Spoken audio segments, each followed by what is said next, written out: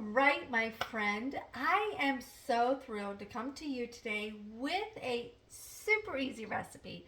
And let me tell you why. How many of you love blooming onions? I know I do. And that was seriously one of my husband and I's favorite like date night when we first got married 30 years ago. Um, we often would go to like Olive Garden had them. I think there was another restaurant that had them, and then we would often get that and a salad, and that was our meal. It was super cheap and it was flavorful, and we both enjoyed it. And it was something that we didn't have at home, but Pampered Chef just came out with this amazing recipe in our new season's best cookbook. This little cookbook has so many good recipes in it. And my open house will be coming up March. Can we talk about fall and then winter and then spring? What? My head can't handle that. But anyway, at my open house, I'm going to make these as well. They're super easy and they're if they're as flavorful as the blooming onions that we used to get at Olive Garden, I'm going to be so happy. So we're going to make this recipe in the air fryer. They're air fryer onion petals, they're called. So I got my onion peeled, taken the layer off, but I left the root on the bottom. Now you guys may have heard me share this before. Do you know why you want to let the roots on the bottom even when you're dicing and cutting your onion?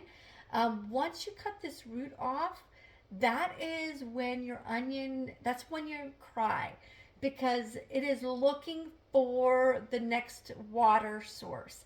And of course, what's the next water source is your eyes. What? Who came up with this? I tell you, I was amazed when I heard that.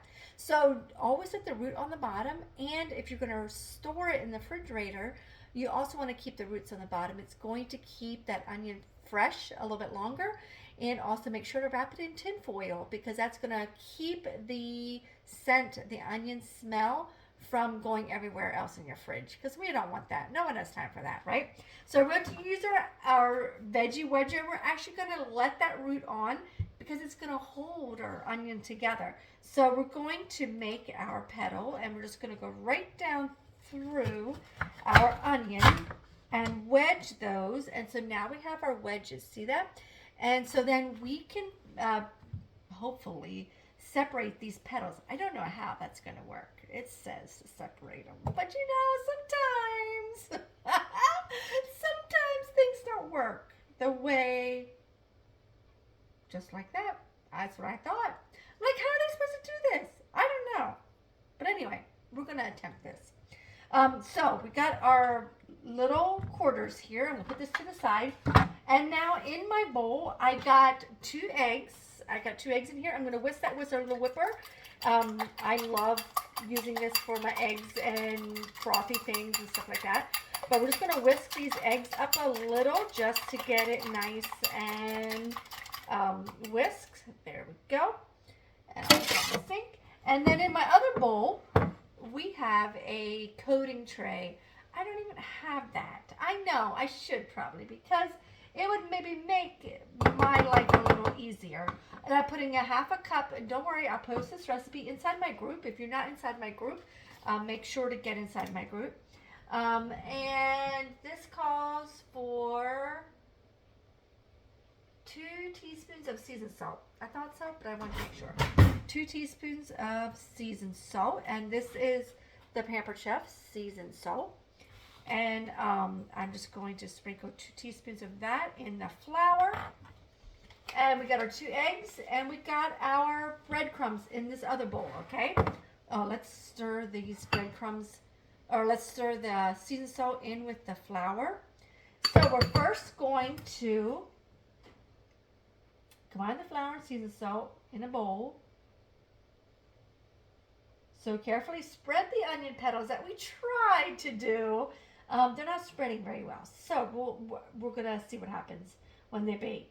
And dip them into the flour mixture, and then in the egg, and then in the breadcrumbs, okay?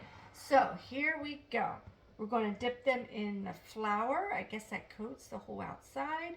Then we're going to dip it in the milk, in the egg, and then and I always try to keep one extra hand for this. So one hand is for the wet and one hand is for the dry, so it's not like sticking everywhere. So we got that one done. And I am going to, it said to lightly grease these. Yeah, I guess I won't be doing that. I don't know. I'm going to just put that in there a little bit just to hang on. And I'm going to do the other petals. So I want you, like I said, this recipe is so easy. So, but I want you guys to share in the comments below, what is one thing that you like to do on like a date night? Maybe something that you used to do. If you're not married, then just type in maybe your favorite appetizer if you go to a restaurant. We hardly ever get appetizers, but we just had our wedding anniversary the other day, and we did get an appetizer, and it was so good. And so if you go out to eat a lot, or whenever you do you get an appetizer? Let me know that. But I'm going to have a drawing for one of our products. I'm not going to say which one, but I want you to type in the chat which appetizer, or what you guys like to get. Maybe it's not even an appetizer. Maybe you share a whole meal. Whatever it is, let me know, because your name is going to go in that drawing. All right. So I know that we would often like to go to Olive Garden. And I know now there's quite a lot better restaurants than Olive Garden, and I get that. And see, like all cakes together. And so, anyway, our favorite, all-time favorite, Roadhouse. Texas Roadhouse, I think, also had the bloomin' onion. And they may still, I'm not sure. But we would often go to Olive Garden, and we would get their salad. Of course, who doesn't like their salad? Now they got the soup and salad that we love. So we tend to go for the soup and salad now, because that's all you can eat, soup and salad. And it's so good. But we would often get this bloomin' onion thing.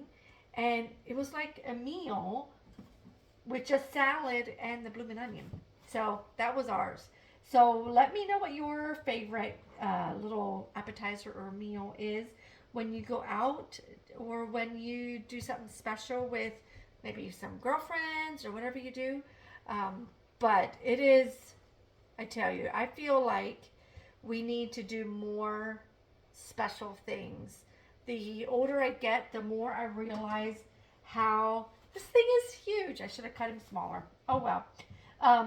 The more I realize that we need to splurge a little bit.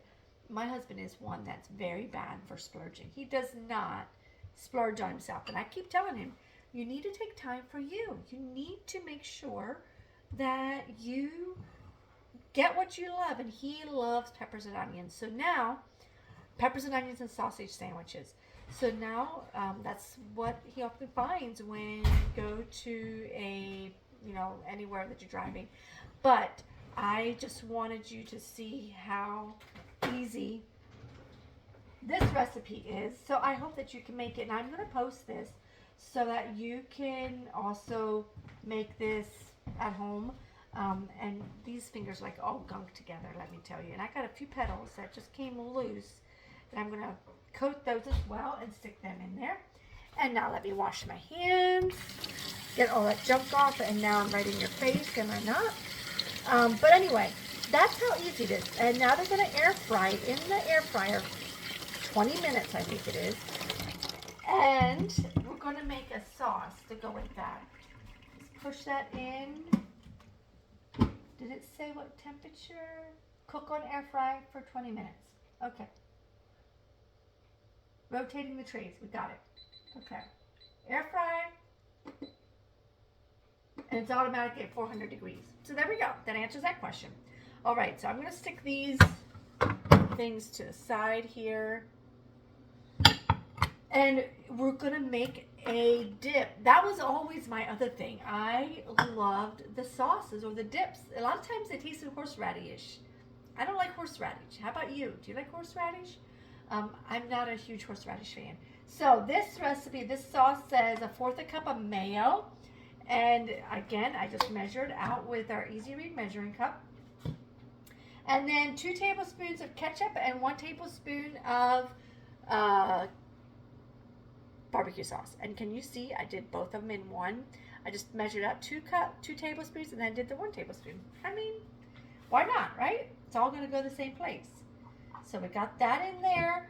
And then a half a teaspoon of paprika. Let me find my half a teaspoon. There we go. Half a teaspoon of smoked paprika. And honestly, I don't know where I found this, but it's super hard to find smoked paprika. And it does add flavoring to that extra smokiness. Does add some flavoring to some stuff. So I like to have it on hand for different recipes that do call for smoked. But if I don't have that, I just use regular paprika. No harm done. You just do what works for you. Do what, and if you don't want to make your own sauce, you use the dipping sauce that you like. But I wanted to try this dipping sauce because it's easy enough. I think I would have liked a little bit of garlic or something in it. Well, I guess the onions are onion enough, I guess, maybe. But maybe if it sits a little bit, it might be better. I don't know if I like that one. I don't know. Jury's still out on that one. So anyway, the air fryer is going to cook for 20 minutes. And then I'm going to have a yummy snack for this afternoon. So I am so excited. And make sure you drop your favorite appetizer down below to be entered into a drawing. All right? I will see you guys back next week. Have a fabulous rest of the day.